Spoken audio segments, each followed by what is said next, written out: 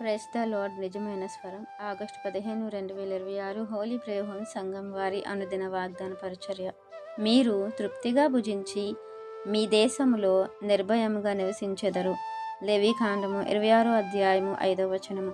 ప్రియమైన దేవుని వారలారా, దేవుడు తన ప్రజలను కాపాడి వారికి సమృద్ధినిచ్చి వారికి ఏ భయము లేకుండా, ఎటువంటి అపాయము రాకుండా వారి దేశంలో చక్కగా నివసిస్తారు అనేది దేవుడు వారికి మాటిస్తున్నారు. అయితే ఆ మాట నెరవేర్చుకోవటానికి దేవుడు వారికి ఒక ఆజ్ఞను, కట్టడాలను ఇచ్చి ఉన్నారు.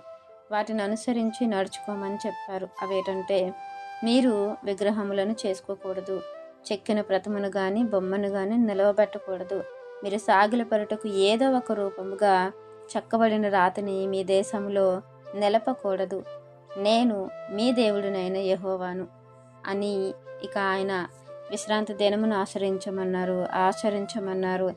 ఆయన పరిశుద్ధ మందిరమును సన్మానించాలని చెప్పి దేవుడు వారికి నియమాన్ని పెట్టారు. ప్రియమైన దేవుని వారలారా, దేవుడు వారిని ఎంతగా ప్రేమించారంటే, ఆ ప్రజలు తన సొత్తైన జనాంగము తన కౌగిలిలోనే ఉండాలనుకున్నారు. అది దాటి వెళ్ళకూడదని అనుకున్నారు.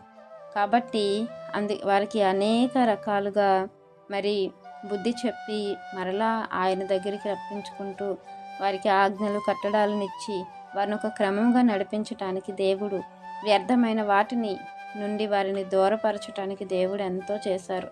ప్రియమైన దేవుని వారలారా, మన పితరులు వ్యర్థమైన వాటిని అనుసరిస్తూ దేవునికి వ్యతిరేకించినప్పుడు దేవుడు వారికి శిక్షించి మరలా ఆ శిక్ష నుండి తప్పించి వారిని దేవుని యొక్క మార్గంలో నడిపించుకున్నారు. ఆ రోజు వాళ్ళకి విగ్రహాలు అనేవి, వ్యర్థమైనవి, ప్రతిమలు అనేవి ఉండేవి.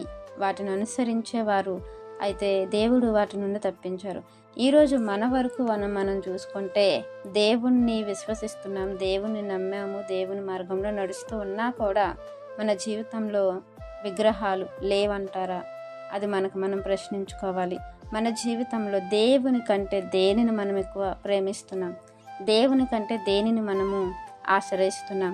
దేవుని కంటే దేనికి మనము ప్రథమ స్థానాన్ని ఇస్తున్నాము? మనం ఒకసారి జ్ఞాపకం చేసుకుంటూ, దేవునికి వ్యతిరేకమైనవి ఏవైనా మన జీవితంలో ఉన్నాయేమో, దేవుని కంటే ఎక్కువగా ప్రేమించేవి ఏవైనా మన జీవితంలో ఉంటే మాత్రం అవి మన జీవితంలో విగ్రహాలుగా ఉన్నట్టుగానే దేవుడు చూస్తారు. కాబట్టి వాటిని తీసివేసి దేవుడు చెప్పిన మాటకు విధేయత కలిగి ఉండి మనం దేవుని చేత పోషింపబడుతున్నాం, రక్షింపబడుతున్నాం, సంరక్షింపబడుతున్నాం.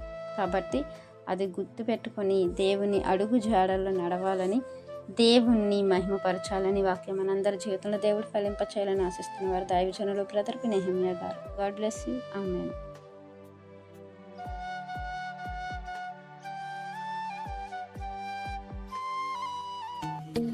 Hi friends, Holi prayer home Gajuwaka సంఘం వారు మాట్లాడిన విలువైన దేవుని సందేశములను మీరు వినటానికి మా యొక్క యూట్యూబ్ ఛానల్ హోలీ ప్రేయర్ హోమ్ను సబ్స్క్రైబ్ చేసుకొని పక్కనున్న బెల్ ఐకాన్ క్లిక్ చేయగలరు.